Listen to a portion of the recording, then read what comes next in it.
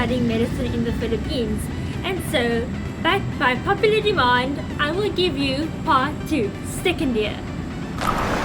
So second year was our most challenging year as we were thrust into very detailed subjects like majors like internal medicine, pediatrics and surgery.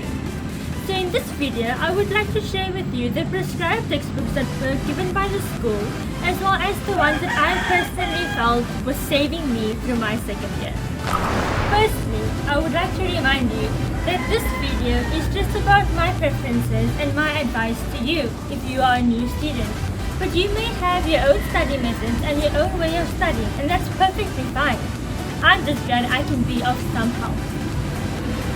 For internal medicine, which is one of our major subjects, the prescribed textbook was Harrison's and Bates. It is imperative that you get to know these subjects as these books will be the ones that are referred to in the classroom.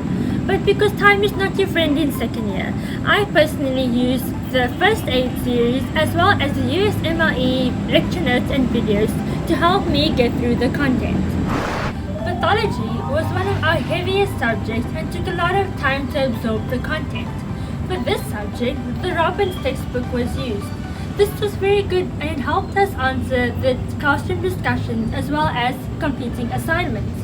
But time was really of the essence, so that's why I had switched to the first aid series, Pathology, as well as the USMLE lecture notes and videos. I had also grabbed onto all sorts of materials like study guides, YouTube videos, and various other links that I could find related to the pathology subject. Now we are on to microbiology and parasitology. I have grouped these two semestral subjects together because I have used one textbook for both. For this subject, this one book was enough. It covered everything. It's very concise and easy to study. But you do need someone to explain a little bit more, so I refer to the USMLE videos and lectures to help me with a better understanding. For surgery, for this subject, the prescribed textbook was Schwartz. This I found to be very difficult to understand, so for this one, I would recommend that you start off with something easier like first aid surgery as well as USMLE lecture notes and videos. This really helped me and I'm sure it will really help you too.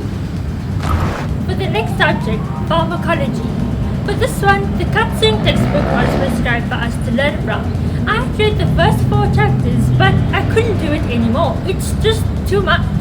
So for this subject, I recommend that you try and refer to various other sources like the USMLE video series and lecture notes, as well as YouTube videos and various other study guides like the first aid series.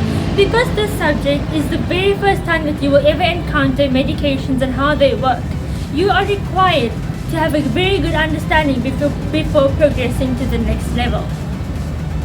The next subject is pediatrics. For this one, we were told to learn from Nelson's. It's a very simple read for students and it's well written, especially during the late night period when you are studying. But because time is not your friend in second year, I personally switched to the first aid series for pediatrics as well as the USMLE lecture notes and videos to help me with my time crunch. Moving on to obstetrics and gynecology. The prescribed textbook was Williams, but it was well written. But for the gynecology section, I felt that not many of the topics were covered. So for that part, I referred to lecture notes from the classroom as well as YouTube videos and the first aid series.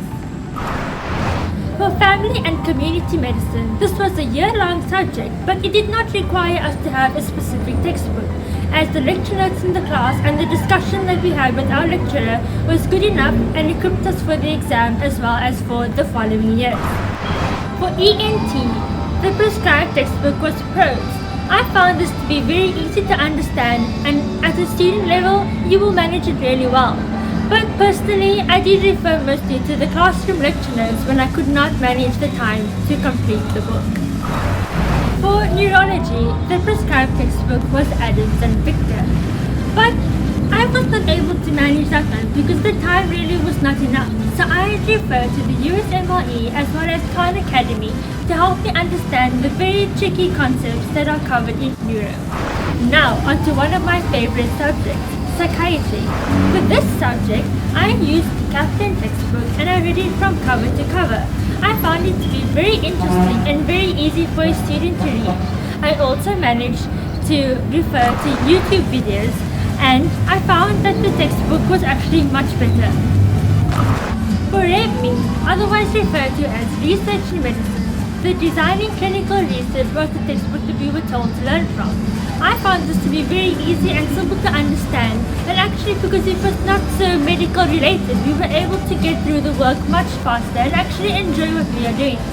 So this is a very good book and I highly recommend that you read it. For medical ethics, radiology, ophthalmology, and perspectives in medicine, I found the classroom lecture notes to be very sufficient and to get us through to the next level.